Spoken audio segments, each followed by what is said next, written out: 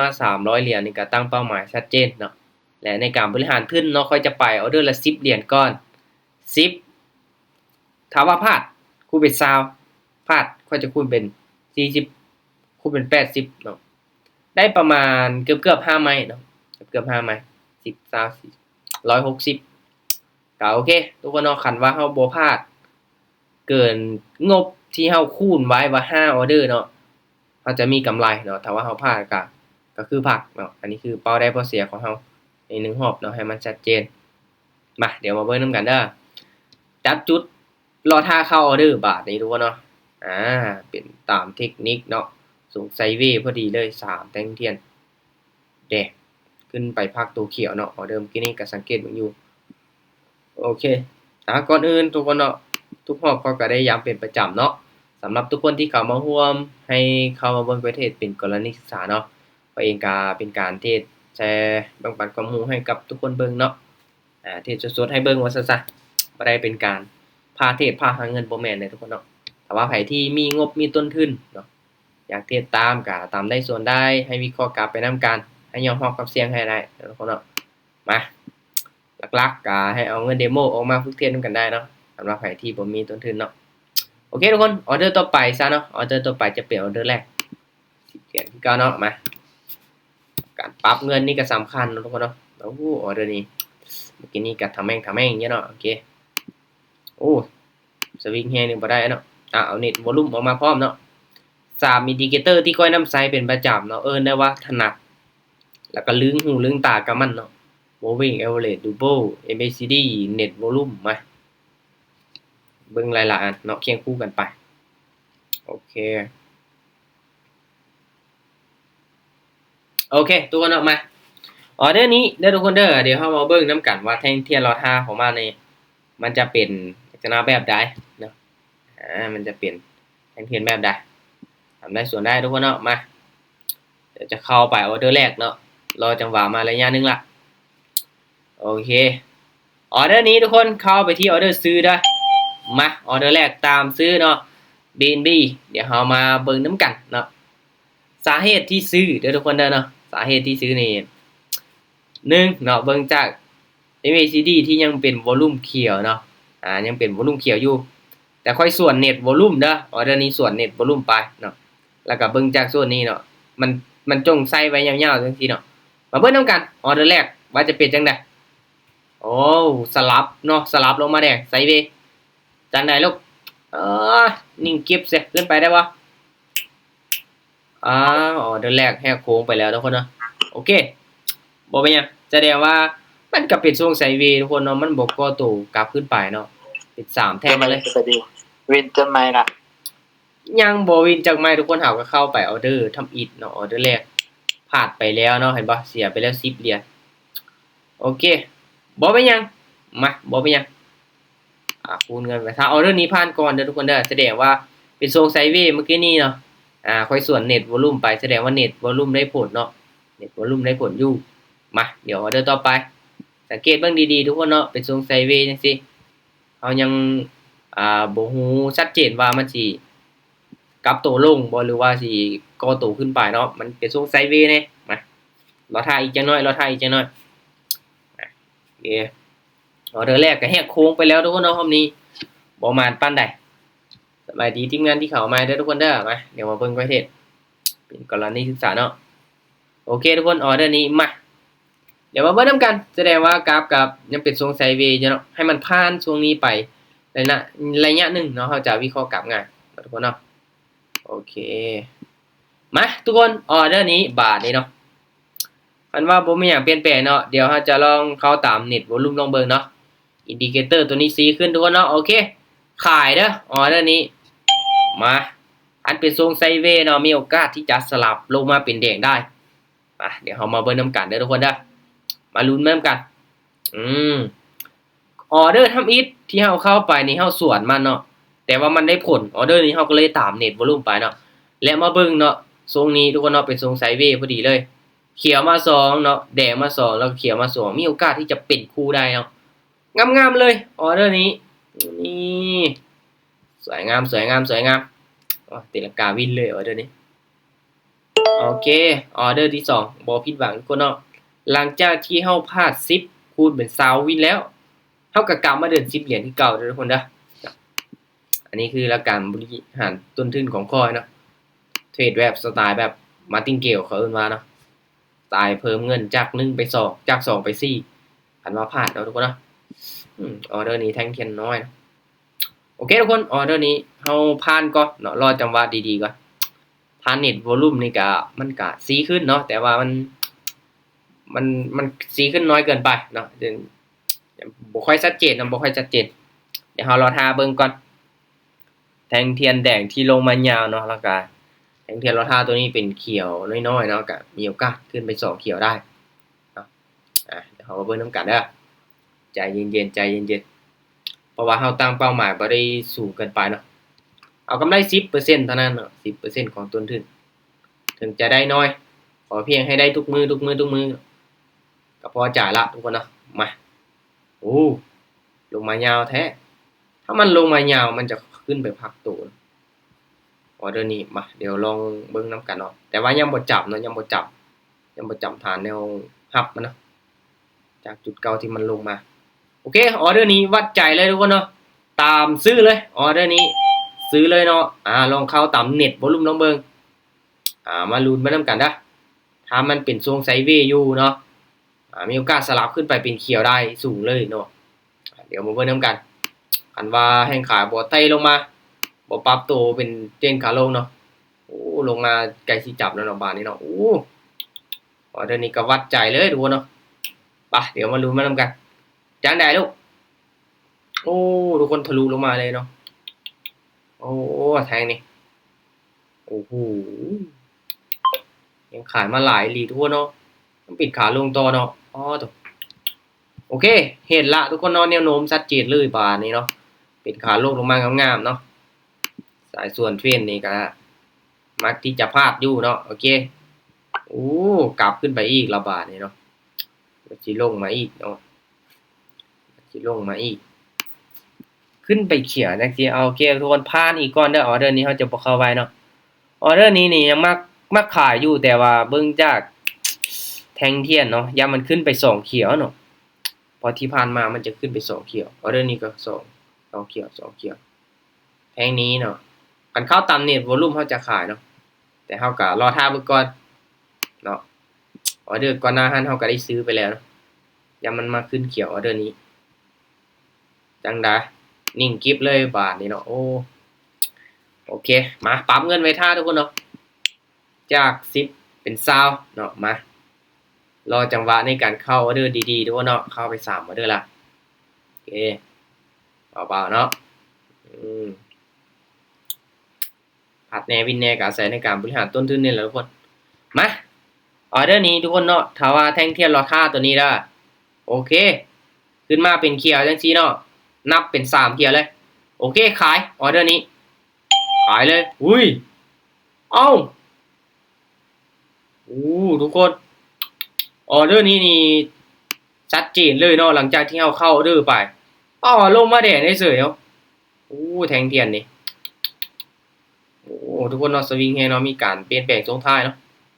บ่คิดว่าสิลงมาได้อันแท่งนี้เนาะเป็นเขียวเมื่อกี้นี่เฮามั่นใจเลยเอาจังได๋ลูกคันว่าสิลงมาก็จวดอีกแท่งเนาะจวดลงมาอีกได้บ่อย่านิ่งออเดอร์นี้3 2 1เสมอทุกคนเนาะเวลาเบิดก่อนเสียดายทุกคนเนาะเบิ่งเอาทุกคนเนาะถ้าว่าถึกช่วงนี้เนาะ1วี2วีสุดท้ายแล้วมีการเปลี่ยนแปลงตลอดเนาะสวิงขึ้นแฮงลงก็โอ้โหต้องระมัดระวังทุกคนเนาะถ้าว่าเฮาอยากเข้าดื้อในช่วงนี้นี่ต้องระมัดระวังหน่อยนึงเนาะมันผันผวนแฮงทุกคนเนาะโอเคออเดอร์นี้เฮาผ่านก่อนใจเย็นๆเนาะขึ้นเขียวสูงแท้เนาะออเดอร์นี้มาออเดอร์นี้ขายได้จ้ะขายมีโอกาสเนาะออเดอร์นี้เนาะขายมีโอกาสเด้อเพราะว่ามันขึ้นไปสูงจังซี่เนาะมีโอกาสที่จะสลับลงมาเป็นแดงได้เลยแหละเนาะเบิ่งจากเน็ตวอลลุ่มก็สีขึ้นขายก็ต้องเสียให้ปิดแดงงามๆแล้วออเดอร์นี้โอเคคูณเงินไว้ท่าเนาะเมื่อกี้นี้เสมอวินงามๆเลยทุกคนเนาะคันว่าขาย โอ้สุดยอดเนาะสวยงามหลายสวยงามหลายตรงนี้เนาะมาเดี๋ยวมาเบิ่งนำกันทุกคนเนาะมันเริ่มผันผวนหน่อยนึงเนาะผันผวนหน่อยนึงมาเดี๋ยวมาเบิ่งนำกันเด้อมันจะเป็นจังไดอยากนิ่งล่ะนิ่งเนาะอยากเคลื่อนที่แห้งล่ะเคลื่อนที่บ้านเดียวเลยเนาะโอเคมั้ยออเดอร์นี้ทุกคนเนาะโอเค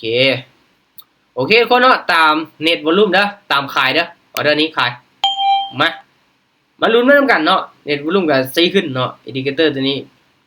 ยังเป็นแนวโน้มขาลงอยู่เนาะเส้นสีส้มกับเส้นสีฟ้าตัวนี้มีโอกาสสลับเนาะมีโอกาสสลับเป็นเขียวแดงได้ตรงนี้เนาะมาเดี๋ยวมาลุ้นไปนำกันวัดใจเนาะลงมายาวๆเลยออเดอร์นี้โอเคทุกคนเนาะตอนนี้ก็ยังทำแม่งอยู่เนาะจังได้ต้องมั่นใจไว้ก่อนจังได้กระแดงเนาะซูมเข้าไปออเดอร์นี้จังได้มาตัดสินกัน3 2 1นิ่งไว้ลูกโอเคอาศัยในการจับจุดทุกคนเนาะเข้าไปแต่ละออเดอร์กับลุ้นเนาะลุ้นแท้ลุ้นว่าเนาะมาจานโตกำไรนะจานโอเคไปได้กำไรตามเป้าแล้วทุกคนก็หาก็ได้กำไร18เหรียญเนาะตั้งเป้า30เนาะตั้งเป้า30ดิไปออเดอร์ละ10เนาะพลาดวินเสมอโอเคทุกคนออเดอร์นี้เฮาพลาดอีกก่อนเนาะเฮาจะรอจังหวะอีกก่อนใจเย็นๆการเข้าออเดอร์เนาะต้องใจเย็นนิดนึงคันว่าอยากมีกำไรเนาะเอาเข้าไปพลาดกำไรวินพลาดแล้วก็เสมอแล้วก็วินเนาะพลาด2วิน2เนาะพลาด2วิน2เมื่อไหร่ฮะเอียงก็กำไร200จันที่ไม่เศร้าบ่แม่นสงเซาแล้วก็สงก่อนสิเปิดมีตติ้งนี้เนาะก็เข้าไปเทรดแล้วก็ส่วนหลายก็เทรดของคนเดียวแหละแต่ว่าเบิ่งจากมีตติ้งหลายๆรอบเนาะที่ผ่านมาโอ้เพราะกับเขาเบิ่งเนาะโอ้อันตรายเนาะพระเจ้าเทศขาดทุนอยู่ทุกคนเนาะกาเลยต้องระมัดระวังเนาะเข้าไปเทศเก็บเอาหอบแล้วน้อยโอเคมาออเดอร์นี้ทุกคนออเดอร์นี้เนาะกลับมาเดินเงิน10คือเก่ากลับมาเดินเงิน10คือเก่าเอาไว้นำกันเด้อโอเคทุกคนแทงเทียนรอท่าตัวนี้เด้อวัดใจโอเคขายเด้อแทงนี้ขายนี่สิลงมายาวเลยมาออเดอร์นี้มาลุ้นมานำกันเนาะเพราะว่าเบิ่งจากอินดิเคเตอร์ตัวนี้เนาะที่มันยังขนานกันลงมานี่มีโอกาสเนาะมีโอกาสก่อตัวลงมาเป็นแดงได้อีกเนาะมันลงมายังบ่จับอีกเนาะตอนนี้ก็ลงมาแล้วเอามาลุ้นมานำกันโอเคมาอาจารย์เคยออก 1,000 เหรียญบ่เคยโอ้ทุกคนจังได้ออเดอร์นี้ลูกโอ้สลับขึ้นไปเลยโอ้โหโหได้โอ้ส่วนเน็ตวอลลุ่มไปเนาะโอ้บ่คิดว่าสิขึ้นไปได้ตอนท้ายเนาะสงสัยเวอีหลีทุกคนเนาะบ่เป็นเทรนการลงเลยเก้โอเคมาเดี๋ยวเฮามารอเข้าจังหวะไหมเนาะอาศัยในการกู้เงินนี่แหละทุกคนเนาะคันว่าพลาด1เนาะกลับมาวิน1ก็น่าจะบ่มีปัญหาคันว่าเฮาพลาดฮอดหลายไม่ติดแล้วยุ่งเลยเดี๋ยวนี้เฮาผ่านก่อนเนาะมารออีกเขาตามเน็ตวอลลุ่มเขาจะซื้อแทนนี้แต่ว่าเบิ่งจากแนวโน้มเนาะยังเป็นเทรนขาลงเนาะยามันก็ตัวลงมาแดงได้ตลาดยังบ่ปรับโอเคเขาตามเน็ตวอลลุ่มได้ผลเลยทุกคนเนาะสลับมา3แล้วเห็นบ่แดงเขียวงามๆเลยโอเคมาเดี๋ยวเรามาลุ้นเริ่มกันทุกคนเนาะน่าจะเข้าตามอินดิเคเตอร์เน็ตวอลลุ่มไปก่อนเนาะโซนนี้เนาะอาจจะได้ผลอยู่เนาะอาจจะได้ผลอยู่เดี๋ยวกลับมาเบิ่งนำกันเพราะว่ามันเป็นทรงไซด์เวย์เด้อินดิเคเตอร์ตัวนี้มันจะตอบโจทย์เนาะจะตอบโจทย์โอ้สลับมาฮอด3แล้วเนาะเขียวออกผล3ไม้แล้วเนาะไม้ที่4มันจะมาบ่เนาะมาทุกคนเนาะวัดใจเด้อออเดอร์นี้โอเคตามซื้อเลยเนาะตามซื้อเลยเนาะเข้าตามเน็ตวอลลุ่มลองเบิ่งมาเบิ่งนำกันทุกคนเนาะว่ามันจะสลับจนฮอด4แท่งบ่เนาะตอนนี้นี่เป็นเขียวมา1นี่2 3แล้วเนาะแท่งนี้ก็เป็นออเดอร์ที่4เนาะถามว่ามันสิขึ้นเขียวมาลุ้นมานำกันทุกคนว่าจะเป็นไปได้บ่ออเดอร์นี้โอ้ลงมาแดงยาวแท้ลูกกลับขึ้นไปได้บ่โอ้นิ่งเลยทุกคนเนาะจังได้ลูกโอ้ นิ่งกิ๊บเลยทุกคนเนาะโอ้ยคิดว่าที่จะลาบขึ้นไปยังบ่ขึ้นเนาะทุกคนเนาะยังบ่ขึ้นโอเคอ่าลงมา3แดงเลยโอเคทุกคนเนาะพลาดไป2ออเดอร์ติดแล้วเนาะมาเราก็ต้องคูณเงินเนาะจาก20เป็น40ออเดอร์นี้นะโอเคผ่านก่อนทุกคนเนาะถ้าว่าขึ้นเขียวนี้เฮาจะรอเบิ่งก่อนสวิงขึ้นลงอยู่เนาะ ใครพี่จันไม่นี่ใครเด้อ โอเคอ่ะผ่านก็ต้องลุ้นต้องเสียไว้นำกันว่าจิลงมาได้บ่อืมคิดว่าสิสลับขึ้นไปเนาะแทงเมื่อกี้นี้แต่ว่าบ่ได้ทุกคนเนาะยังบ่สลับขึ้นไปเทื่อมาเดี๋ยวมาลุ้นเบิ่งกันยังมีโอกาสอยู่เนาะเอาก็ยังโอเคอยู่เนาะยังมีต้นทุนเฮาก็ค่อยๆปั้นไปก่อนเนาะใจเย็นๆใจเย็นๆบริหารเงินทุกคนเนาะจ้า10 20 40โอเคเฮ็ดแบบมาติงเกี่ยวเนาะออเดอร์นี้นิ่งเลยทุกคนออเดอร์นี้นิ่งเลยกราฟโซนนี้ก็จับจุดยากแน่หน่อยนึงทุกคนเนาะมากับต่อยังพอมีเวลาเนาะแต่ว่าเฮากับสิบ่อยู่เกิน30นาทีเนาะเฮากับสิบ่อยู่โดนเกินไปเนาะที่บ่จะเป็นต้องอยู่โดนเกินไปทุกคนเนาะโอ้แทงนี่คือน้อยแท้ออเดอร์นี้ผ่านก่อนทุกคนเนาะโอ้ขึ้นเขียวอีกเนาะใจเย็นๆใจเย็นๆโอ้ขึ้นเขียวตอนท้ายเนาะคันว่ามันขึ้นเขียวตอนก่อนหน้านี้นี่มั่นใจเลยแต่ว่าออเดอร์นี้ก็เปลี่ยนแปลงช่วงท้ายนะมาเริ่มปรับขาแล้วทุกคนเนาะเริ่มปรับขาเริ่มปรับตัวเป็นขาขึ้นแล้วเนาะเบิ่งจากแทงเทียนแล้วนะเริ่มขยับขึ้นละเริ่มขยับขึ้นละวอลุ่มของ ACD เนาะออเดอร์นี้มีโอกาสพักตัวนะทุกคนออเดอร์ต่อไปนี้มีโอกาสเปลี่ยนไปได้โอเค3แทงเทียนเขียวลงมาแดงมันขึ้นไปตอนท้ายเบิ่งตอนท้ายเด้อทุกคนเด้อค่อยกาคันว่ากดออเดอร์ไวเกินไปเนาะแน่นอนว่าทรงท้ายเนาะมันอาจจะมีการเปลี่ยนแปลงทางนั้นเบิ่งนำกันเด้อเบิ่งนำกันเด้อมาเบิ่งนำกันว่าจะเป็นจังได๋เนาะโอเคออเดอร์นี้ทุกคนมาออเดอร์นี้โอเคขายเด้อขึ้นเขียวนี่ขายเลยมาอุ้ยสวิงแฮงแท้ๆนี่ป้อทุกคนเนาะเบิ่งจากแทงเทียนอ๋อจงใส่ใบยาวๆเลยโอ้กราฟสวิงเนาะปาน TRX เนาะมาลุ้นเริ่มกันทุกคนเนาะออเดอร์นี้ก็เข้าตามเน็ตวอลุ่มไปเนาะที่ C ขึ้นมาเบิ่งนำกันว่ามันสิสลับลงมาได้บ่ลงมาได้แทงนี้จังใดลูกพ่อโอ้ดีขึ้นดีลงอยู่โอ้โอเคนิ่งมั้ยทุกคนเนาะอุ้ยคิดว่ามันสิบ่ลงมาแล้วเนาะอุ้ยเกือบไปเนาะวันสุดจัดวันสุดเกือบเนาะเมื่อกี้นี้เนาะป๊าดเกิดคิดว่าสิบ่ลงมาได้ดีพึดพัดเนาะอ๋อทุกคนโอเคทุกคนเนาะมาถ้าเฮาวินอีกไม่นึงเนาะเฮาจะ take profit เนาะได้กำไรน้อยก็ยามันเนาะแต่ว่ากราฟโซนนี้ก็อันตรายทุกคนเนาะอันตรายมาถ้าวินอีกไม่นึงเฮาจะพากเนาะโอเคเกินเป้าแล้วที่200ป้ายที่ตัวนั้นนี่เป็นกำไรก่อนหน้านี้เนาะแต่ว่ารอบนี้เด้อค่อยหากระบวกมาเพียงแต่26เหรียญเท่านั้นเนาะเห็นบ่ต้นทุน300เนาะหากกระบวกมา26เนาะสิเอาให้มันฮอด30เหรียญเนาะมาไปอีกไม้นึงก็เข้าตามเน็ตวอลุ่มยังได้ผลอยู่เนาะแต่ว่าคือเว้าเด้อเฮาต้องเบิ่งทรงท้ายๆเนาะทรงท้ายๆมันจะมีการเปลี่ยนแปลงเนาะโอ้โหขึ้นแฮงเลยทุกคนเนาะมาออเดอร์นี้ก็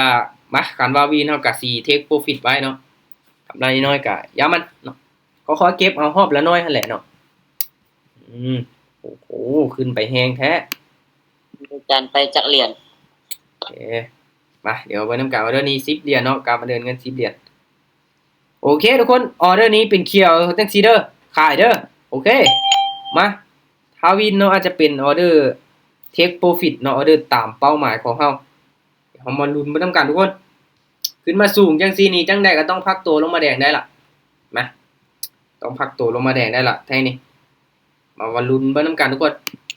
เอาออเดอร์ไปแล้ว10เหรียญเนาะจังได๋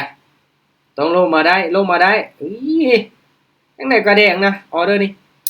มั่นใจไว้ก่อนทุกคนเนาะเอาจังได๋ลูกพ่อดีใจจันจังได๋ โอเคสวยงามนี่สุดยอดเลยเบาๆทุกคนเนาะกำไร 35.5 เนาะถือว่าตามเป้าโอ้ยลายเดือเนาะโซนี้นี่เอาเด้อไปถือว่าถึกสวงที่มันผันผวนได้น้อยนึงทุกคนจังได๋มีกำไรบ่มีไผกล้าเทศตามบ่กำไรบวกมาหน่อยนึง เนี่ยอีก2ไม้ยังอีกเหรียญนึง ยังอีกเหรียญหนึงมันโอเคการจังซี่แหละทุกคนกันว่าเฮาเข้ามาเนาะถึกสวงที่มันผันผวนแน่เฮาก็บ่จำเป็นต้องใช้ต้นทุนหลายเนาะเอาต้นทุนมาน้อยๆ ยั ก็ ง พอ อีกนิดนึงเนี่ย เอาดื้อไปโอเคสำหรับข้อนี้ เนี่ย ตามเป้าแล้วได้ทุกคนเนาะตามเป้าแล้วได้35แล้วเนาะเพราะว่าเกินมา 10% คือว่าหั่นแหละกำไร10-11%ใน1รอบก็ถือว่าโอเคละส่วนนี้ก็ผันผวนแน่เนาะโอเคทุกคนเนาะถือว่าปิดจ็อบงามๆไผที่ยังบ่ได้ตามเป้าก็พักก่อนก็ได้ทุกคนเนาะแต่ว่าเฮาจะรอท่าเข้าสวงใหม่อีกเนาะให้ตลาดมันมีการเปลี่ยนแปลงก่อนเนาะคันว่าสิ คันว่าสิไปต่อเรื่อยๆนี่อันตรายทุกคนเนาะถ้าว่าเฮาไปต่อเรื่อยๆมีโอกาสที่จะขาดทุนก็เป็นไปได้เนาะถ้างั้นก็ระมัดระวังทุกคนทรงมันงามๆแด้มันนิ่งแด้เนาะมันบ่ผันผวนเกินไปเฮาจังเข้าไปเทรดเนาะโอเคสำหรับวันนี้ทุกคนขอบใจทุกคนที่เข้ามาร่วมเนาะสำหรับมื้อนี้ก็ตามเป้าอีกแล้วเนาะแต่ว่าก็บ่ได้เก็บกำไรหยังลงหลายเนาะสำหรับพวกเทรดเก็บเอาฮอดละ 5% 10% สูงสุดก็ 20% ก็โอเคแล้วเนาะเห็นบ่แบ่งเก็บเอาเทื่อละน้อยเนาะแต่ว่ามื้อนึงเข้าไปเทรดหลายรอบกันพอมีกำไรทุกคนเนาะโอเคหลักๆในการบริหารต้นทุนพร้อมทุกคนเนาะเทคนิคอย่างเดียวบ่พอเนาะอาจจะบริหารต้นทุนไปนำ10 20 40เนาะเบาๆโอเคเจอกันใหม่ทุกคนเนาะมื้ออื่นถ้าว่าบ่มีหยังผิดพลาดโอเคมื้อนี้ก็พักไว้ก่อนตอนนี้ทุกคนเนาะโอเคทุกๆการลงทุนมีความเสี่ยงให้ทุกคนศึกษาหาข้อมูลดีๆเด้อทุกคนเด้อตัวนี้ล่ะสำคัญที่สุดตลาดในแต่ละมื้อก็บ่คือเก่าเนาะเปลี่ยนแปลงไปตลอดเลยเทคนิคก็เฮาก็ต้องอัปเกรดเนาะให้มันทันกับตลาดโอเคบ๊ายบายทุกคนเจอกันใหม่คราวต่อไปเด้อ